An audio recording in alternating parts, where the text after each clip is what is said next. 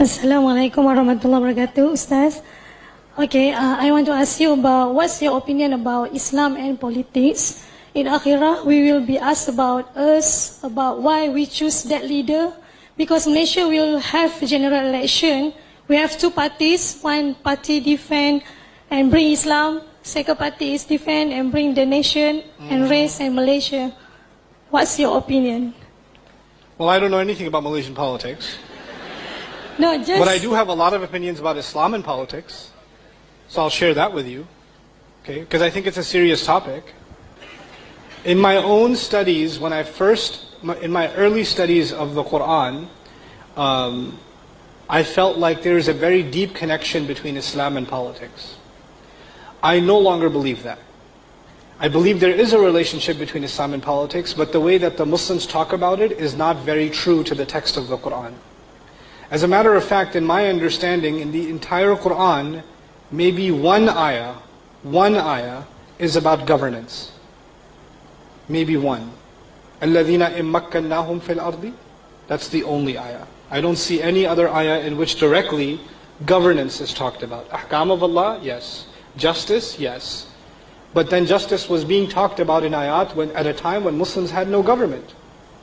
As a matter of fact, even the way we think about implementing the ayat of Quran, I feel that we oversimplify things.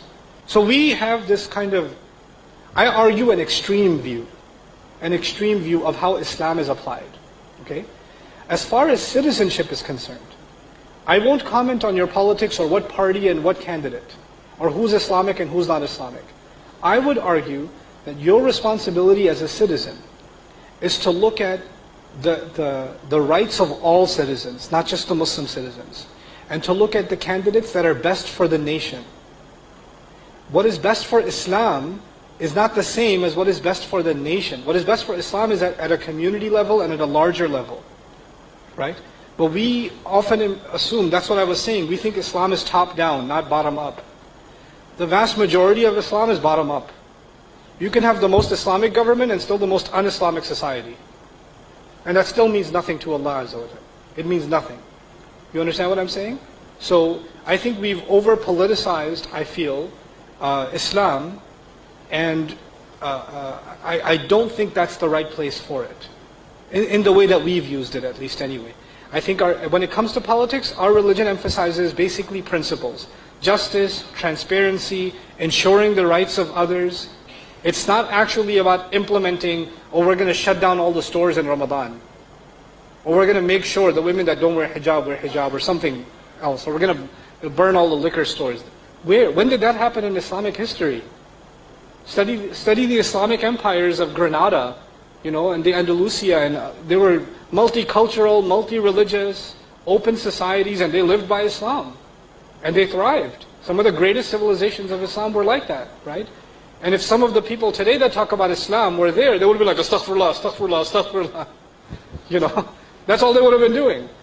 We're far more, some of the people that claim Islam today are far more extreme than any time in our history.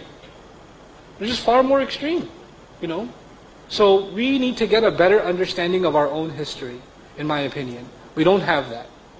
And we have to get a better understanding of where exactly does Islam and politics interplay. We feel like Islam and politics merge at every occasion. They don't.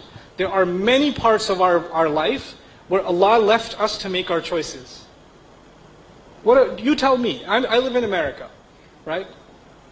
And when I vote, obviously I'm not insane, but I'm not going to make that choice as a Muslim. I have to make that choice as a citizen. You understand?